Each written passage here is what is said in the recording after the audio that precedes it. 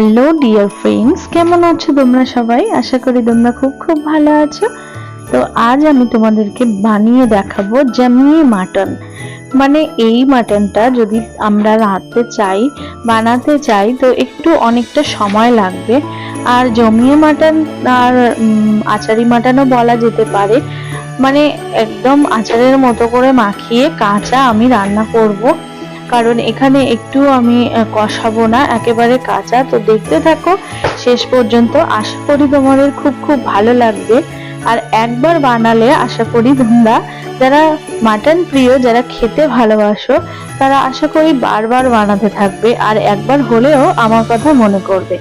তো সত্যি বলছি, একদম প্রমিস, আমার কথা মনে পড়বেই। একবার অবশ্যই বানিয়ে দেখো।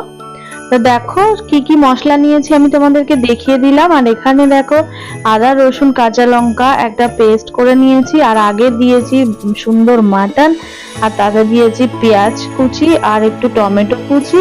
আর এবার ভালো করে পাত্রটা ধুয়ে একটু জল দিয়ে দিলাম, এবার দিয়ে দিচ্ছি নুন।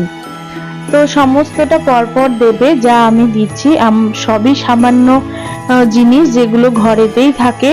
একটু নুন দিয়েছি পরিমাণ মতো, তারপরে হলুদ দিচ্ছি, আর অল্প পরিমাণে চিনি দিয়েছি, আর এখানে একটু জিরা গুঁড়ো দিয়ে দিলাম লঙ্কার গুঁড়ো, আর এবার দিয়ে দিচ্ছি পরিমাণ মতো তেল। এই চা চামচের আমি 10 চামচ মতো আমি তেল দেব, একেবারে খাঁটি সর্ষের তেল। এটা আমরা টাটার তেলটা খাচ্ছি, খুব সুন্দর তেলটা।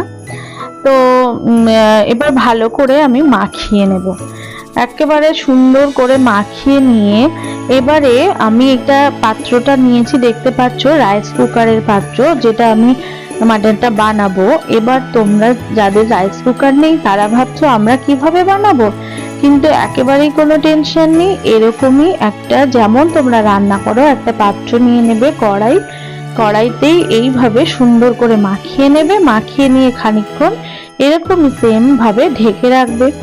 ঢেকে রাখার পরে আমি এবার দেখিয়ে দেই কি কি লাগবে ফোড়নে। এখানে আমি দেব এলাচ, দারচিনি, লবঙ্গ, আর রেখেছি তেজপাতা, শুকনো লঙ্কা, আর এখানে পেঁপে, আলু, আর একটা আস্ত রসুন রেখেছি। দেখলে এবার মাখানো মাংসটাও তোমরা দেখে নাও। উফ, আমি প্রায় সমস্ত কাজ করার পর আধ ঘন্টা পরে খুলেছি, কি বলবো তোমাদেরকে, এত সুন্দর স্মেল দিয়েছে, মনে হচ্ছে যেন কাঁচা মাংসটা দিয়েই খাওয়া যায়। এবারে সুন্দর এবার করে বসিয়ে দিয়েছি আমি। পিছনে পাত্রটা একটু মুছে নিতে হয় রাইস কুকারে, নিয়ে বসিয়ে দিলাম, দিয়ে কুক হতে দিলাম। এবারে ওটা মানে মাংসটা কুক হতে থাক, আমি এবার দেখিয়ে দেই পরের অংশটা, মানে পরের বারে কি করতে হবে। তো কড়াইতে আমি দেখেছো অল্প পরিমাণে তেল নিয়েছি, একদম অল্প, বেশি তেল খাওয়া তো ঠিক নয়। আর পরিমাণ মতো রান্নাতে তেল না দিলে যে খুব ভালো হয় তাও তো নয়, আমরা সবাই জানি পরিমাপ আর পরিমাণ ছাড়া রান্না ভালো হয় না। তো সে কারণে অল্প তেল দিয়ে আমি আলু আর পেঁপেটাকে ভালো করে লাল লাল করে ভেজে নিয়েছি।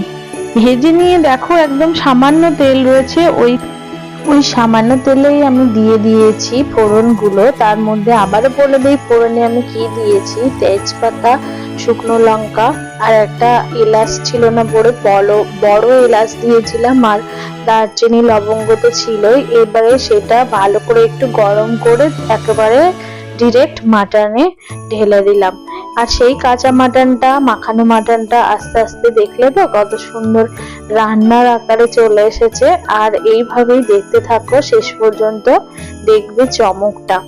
একটা আস্ত রসুন আমি দিয়েছি এখানে, আমার বর খেতে ভালোবাসে, সে কারণেই, মানে আমার হাজবেন্ড একটু কাঁচা রসুন মাংসে দিলে খুব পছন্দ করে, সেজন্য দিয়েছি। আমি কোনোদিন খেয়ে দেখিনি কেমন লাগে, যদি তোমরা পছন্দ করো তো অবশ্যই দেবে।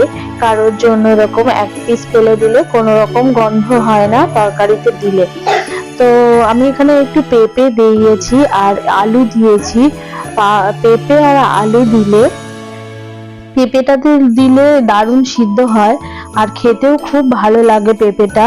আর আলু তো আমরা খেতে ভালোবাসি সবাই, আর বিশেষ করে আমার সোনা, মানে আমার ছেলে খুব ভালোবাসে। তো দেখো আমি এরকমই ভাবে খুব সময় নিয়ে কিন্তু রান্নাটা করেছি।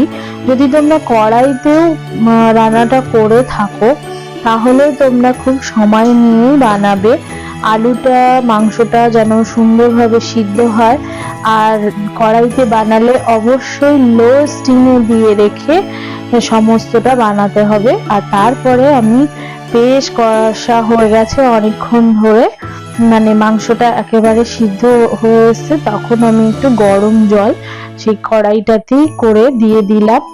এবার দেখো পরপর বারবার এরকম করে দেখে নিচ্ছি নিচেটা না লেগে যায়, সে কারণে বারবার দেখে নেওয়ার পর সিদ্ধ হয়ে গিয়েছে। এবার আমি গরম মশলাটা দিয়ে দিলাম, মানে রান্নার একেবারে শেষ পর্যায়ে। কিন্তু এখনো তরকারির কালারটা না দেখলে কিন্তু তোমরা বুঝতে পারবে না যে আসল চমকটা কি।